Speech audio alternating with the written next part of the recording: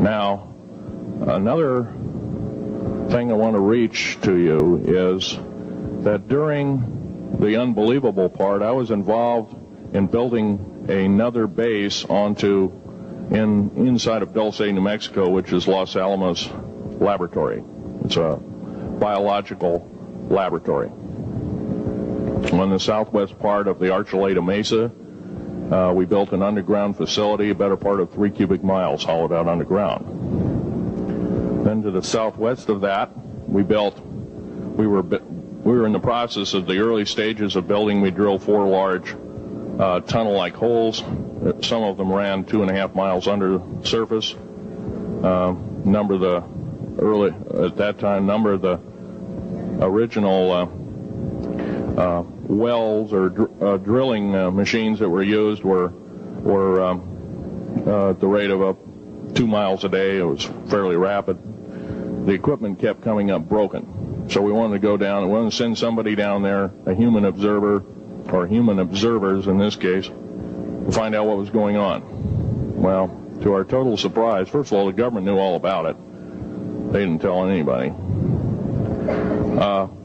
When I saw Green Beret and Black Beret people encamped inside of our geologist camp, I knew something was up. The gig was up. First of all, I knew all about the alien agenda. I'll explain that in a few minutes.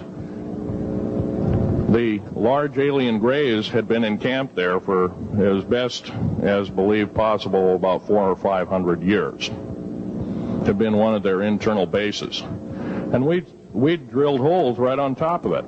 All the stinking air, all the black sooty air came right out as soon as the first hole was sunk, and all this soot came up, and well, that's when all the hell broke loose, really. All it started.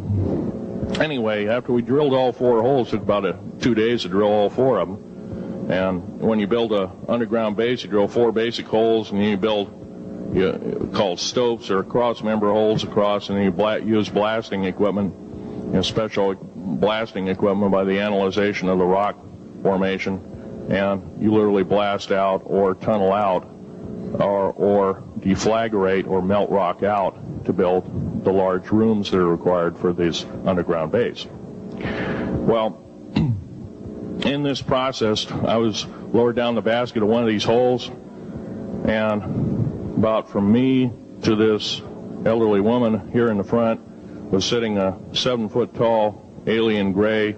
The stench was worse than the worst garbage can you can imagine. The person the entity was absolutely horrible. I didn't waste any time. I reached for my pistol. At that time, as an engineer, I didn't have time to carry all the Folderol of one of these big submachine guns that all the sea spray and the yellow fruit and all the outer perimeter and inner perimeter security people carried. I carried a little Walther PPK pistol with a 9-shot clip. This was in late August of 1979. Now, you got a regular suit of clothes, you got a regular clothes on, plus you're in almost like a spacesuit environment, and you're reaching for a gun. It's not the easiest thing to do, and then to pop a clip in it and start shooting. And I killed 2 of them. Yes, they're mortal, and they do die. However, in the process, one of them did this. All I remember is that he just kind of waved his hand in front of his chest, and the next thing I know, this blue beam hit me and just literally opened me up like a fish, and burnt my fingers right off of me.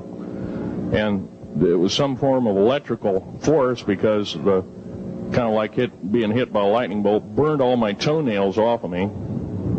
Completely crispy crittered my left foot, burnt the shoe right off of me. All I remember is the smoking remains, and I'm still conscious, but in and out of, I didn't remember much. And there was a Green Beret that was right behind me that risked his life. In fact, he died. But he risked his life. He shoved me back in the basket and hit the button and took me up. And I wouldn't be alive talking to you today if it wasn't for him. I'm forever indebted. He lost his life. 66 Secret Service agents, Green Berets, Black Berets, crack troops lost their lives because the government, our United States government, lied did not tell us anything about the alien threat. There's a war underneath there, and I'm talking dead serious. It's been going on since that time. Since late August of 1979, our military, the Russian military, basically the militaries of the world, have been in constant conflict with the outer space alien. The small gray, the large gray, the reptilians, the whole thing. There are 11 distinct races of aliens. 2 are benevolent. 1 had to leave here in a hurry because their world is under attack, both on the surface as well as underground there, the Pleiadians. They're familiar, maybe some of you are familiar with that. Would some of you raise your hands who've heard of Billy Meyer and some of the, very good, about half the group.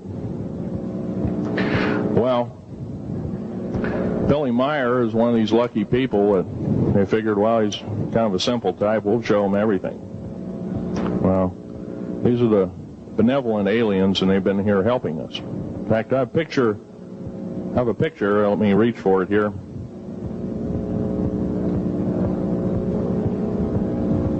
I have a picture of one of the aliens been working for the United States Pentagon for the last 58 years. His name is Val Valiant Thor. He's right here. There's my father in the background.